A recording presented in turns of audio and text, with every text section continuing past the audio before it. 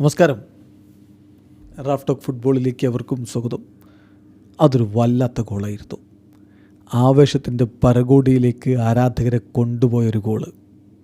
ക്രിസ്ത്യാനോയും അത് അങ്ങനെ തന്നെയാണല്ലോ ആഘോഷിച്ചത്.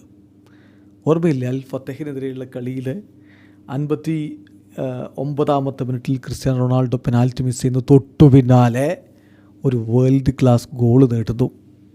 ഇടത് പാർശ്വത്തിൽ നിന്ന് പെനാൽറ്റി ബോക്സിൻ്റെ ഇടത് മൂലയ്ക്ക് പുറത്ത് നിന്ന് അദ്ദേഹം തൊടുക്കുന്ന ഒരു വേൾഡ് ക്ലാസ് ഷോട്ട് അൽ ഫത്തേഹിൻ്റെ വലയിലേക്ക് ഇങ്ങനെ പതിഞ്ഞിറങ്ങുന്നത് കാണാൻ എത്ര സുന്ദരമായിരുന്നു.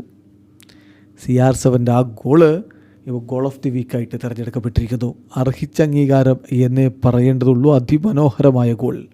ക്രിസ്ത്യാനോസ് goal against Al Fateh has been named Saudi Pro League goal of match week 5 എന്നാണ് ഇപ്പോൾ ഒഫീഷ്യലി അറിയിച്ചിരിക്കുന്നത്. ആ ഗോൾ ഒരു പക്ഷേ നിങ്ങൾ കണ്ടിട്ടുണ്ടാവും.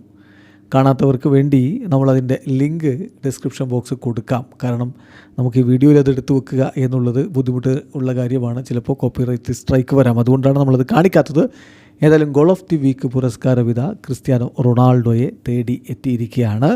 തീർച്ചയായിട്ടും ഈ ഒരു ഗോൾ ഓഫ് ദി വീക്കിനായിട്ടുള്ള നോമിനേഷനിൽ ജാവോ ഫെലിക്സിൻ്റെയും ഗോളുണ്ടായിരുന്നു എന്ന കാര്യം ശ്രദ്ധിക്കണം. മിന്നും ഫോമിലാണ് രണ്ട് പോർച്ചുഗീസ് താരങ്ങളും കളിച്ചുകൊണ്ടിരിക്കുന്നത്. ഏതായാലും ക്രിസ്ത്യാനോ റൊണാൾഡോക്ക് ഈ ഒരു ഗോൾ ഓഫ് ദി വീക്ക് പുരസ്കാരം സമ്മാനിക്കുന്നത് അൽ ഹെസമിനെതിരെയുള്ള കളിക്ക് മുമ്പായിരിക്കും. ആ കളിക്ക് മുമ്പ് ഗ്രൗണ്ടിൽ വെച്ചിട്ടായിരിക്കും ഇത് കൊടുക്കുക എന്നിപ്പോൾ റിപ്പോർട്ടുകൾ വരുന്നു. അടുത്ത മത്സരം FC ഗോവയ്ക്കെതിരെ നാളെ കളിക്കുകയാണ് അൽ നസർ. ക്രിസ്ത്യാനോ കളിക്കുന്നില്ല. അത് കഴിഞ്ഞ് സൗദി പ്രോ ലീഗിലെ അടുത്ത കളി അൽ ഹെസവുമായിട്ടാണ്. ഒക്ടോബർ 25 രാത്രി ഇന്ത്യൻ സമയം 11:30 അൽ ഹസമിൻ്റെ മൈതാനത്താണ് ആ കളി.